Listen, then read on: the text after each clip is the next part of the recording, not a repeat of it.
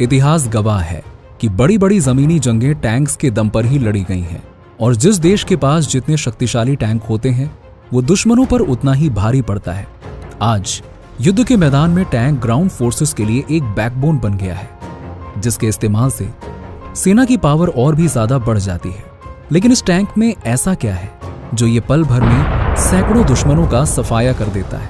इसके अंदर एक टाइम पर कितने लोग बैठ सकते हैं और आखिर ये काम कैसे करता है? आइए आज की वीडियो में जानते हैं। पर वीडियो शुरू करने से पहले हमारी गुजारिश है कि हमारे चैनल को सब्सक्राइब जरूर करें, क्योंकि इस तरह का कंटेंट बनाने में हमारा बहुत सारा टाइम और एफर्ट लगता है और आपके एक सब्सक्राइब करने से हमें ऐसे ही काम करने का एनकरेजमेंट मिलेगा। तो चलिए अब वीडियो स्टार्ट करते हैं।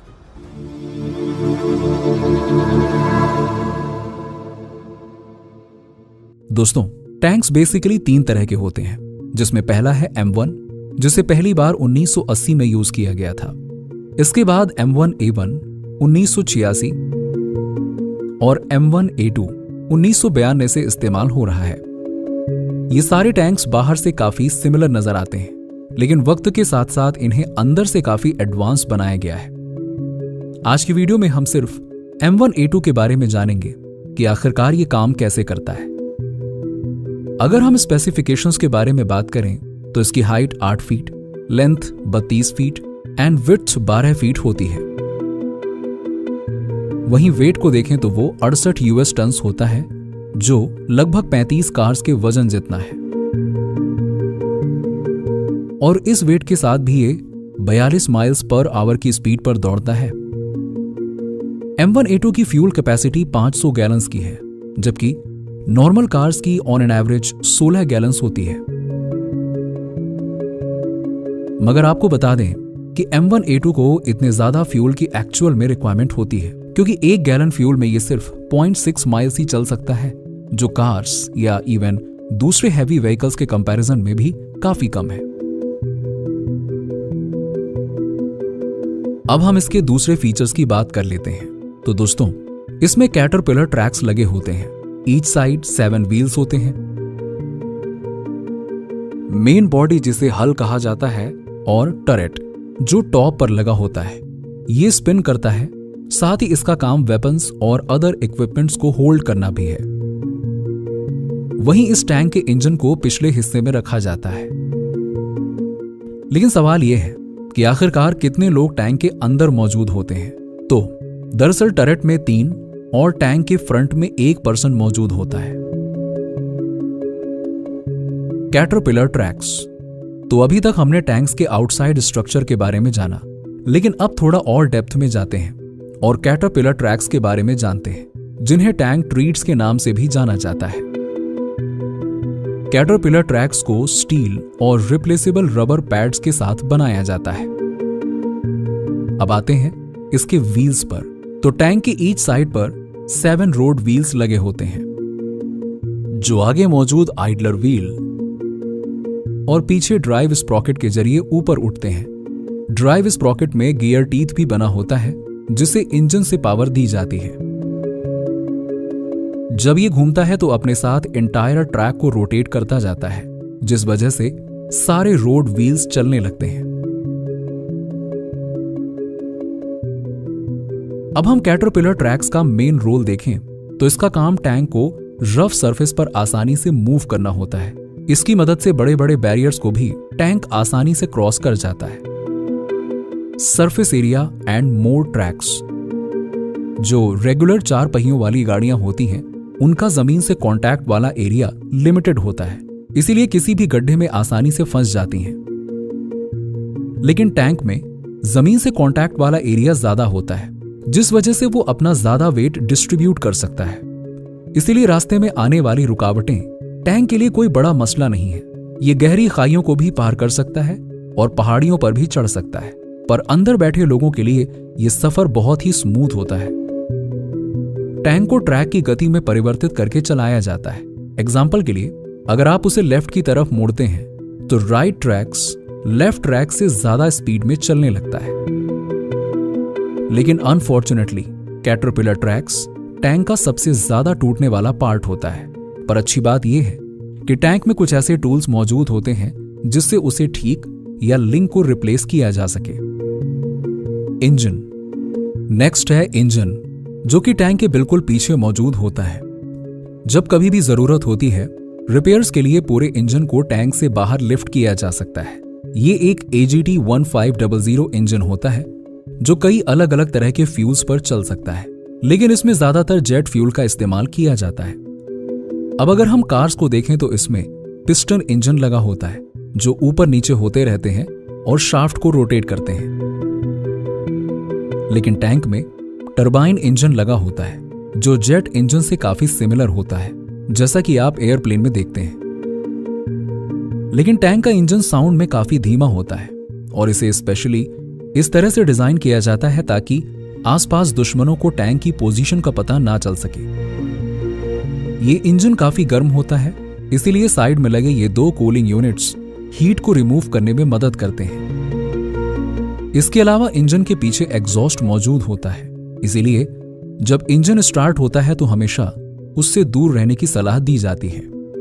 Outside features. दोस्तों, टैंक के पीछे एक फोन भी मौजूद होता है ताकि बाहर के फौजी टैंक के अंदर के क्रू से कम्युनिकेट कर सकें। इसके अलावा टैंक के साइड्स पर आर्म्ड प्लेट्स लगी होती हैं जिन्हें साइड स्कर्ट कहा जाता है। ये व्हील्स और कैटरपिलर ट्रैक्स को प्रोटेक्ट करने के लिए लगाया गया होता है। इसे सेक्शन में खोला जा सकता है ताकि रोड व्हील्स को इजीली एक्सेस मिल सके और किसी डैमेज को आसानी से फिक्स किया जा सके। टैंक के फ्रंट पर हेडलाइट्स होती है और नीचे 4 टो हुक्स। पर क्योंकि M1A2 टैंक कई अलग अलग वेरिएंट्स में अवेलेबल है, इसीलिए बाकी के वेरिएंट्स में थोड़े अलग फीचर्स हो सकते हैं। टरेट। इस टॉप पार्ट को टरेट कहा जाता है जो सिर्फ 9 सेकंड्स में ही चारों तरफ घूम जाता है। इसमें आगे की तरफ मेन गन मौजूद होती है जो 120 mm स्मूथ बोर कैनन है। इसका मतलब है कि शेल या एम्यूनेशन 120 मिलीमीटर के होते हैं और बोर या होल जिसे शेल्स गुजरते हैं उसका साइज भी 120 mm होता है। टैंक में इस्तेमाल होने वाले शेल्स बैरल से लगभग 3500 माइल्स पर आवर की स्पीड से निकलते हैं और लगभग 2 मील दूर तक टारगेट को हिट कर सकते हैं। इसके अलावा इस टैंक में एक बहुत ही खास फीचर मौजूद होता है जिसका नाम है ऑटोमेटिक स्टेबलाइजर। ये गन को उस समय भी टारगेट पर सही निशाना लगाने में मदद करता है जब वो ऊबड़ खाबड़ वाले रास्ते पर चल रहा हो। इसकी मदद से ड्राइवर को बार बार टैंक को रोक के निशाना लगाने और फायरिंग करने की जरूरत नहीं पड़ती है। रफ सरफेस पर कभी कभी टैंक स्पिन करके आगे बढ़ने लगता है। ऐसी सिचुएशन में भी ऑटोमेटिक स्टेबलाइजर्स गन को टारगेट पर लगाकर लॉक कर दिया जाता है। Smaller coaxial machine gun. Tank के टॉप पर ऑपरेट करने के लिए कम से कम एक मशीन गन जरूर मौजूद होती है। इसके अलावा साइड्स में स्मोक ग्रेनेड लॉन्चर होते हैं जो टैंक के दोनों तरफ लगाए जाते हैं।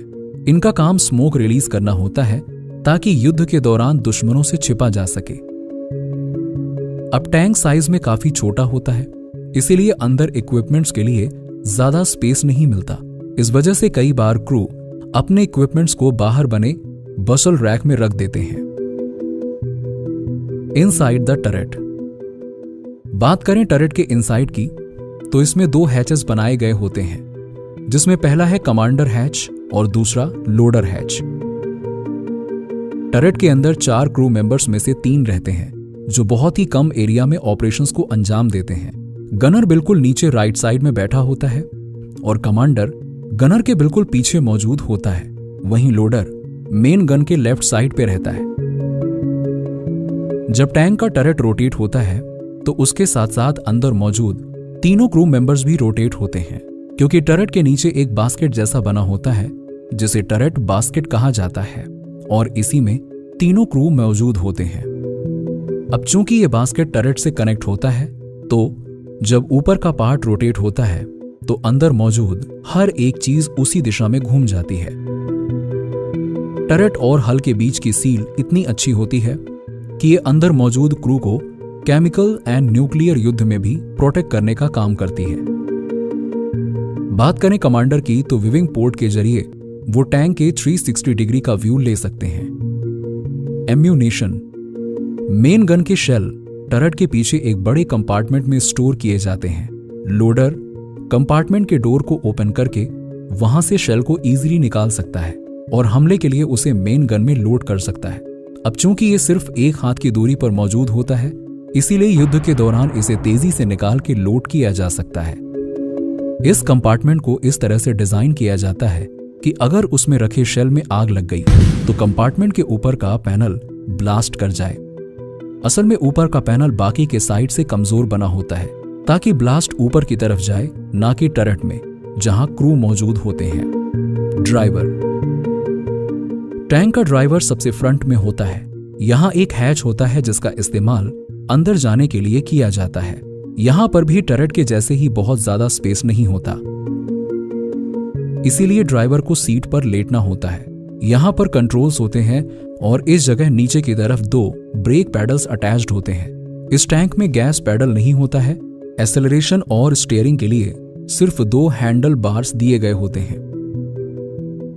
इसके अलावा ड्राइवर के पास पेरिस्कोप भी होते हैं जो उन्हें 120 डिग्री फील्ड का व्यू प्रोवाइड करते हैं।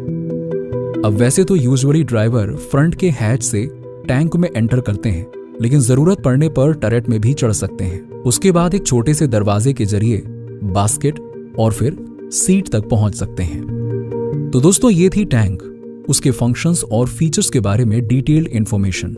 आई होप कि आपको वीडियो इंफॉर्मेटिव लगी होगी। इसी के साथ ही हम आज का वीडियो एंड करते हैं। वीडियो अच्छी लगी हो तो इसे लाइक करें और शेयर जरूर करना, और अगर आप चैनल पर नए हैं तो सब्सक्राइब भी जरूर करें। मिलते हैं जल्दी ऐसी ही एक और इंफॉर्मेटिव वीडियो में। तब तक के लिए goodbye and take care.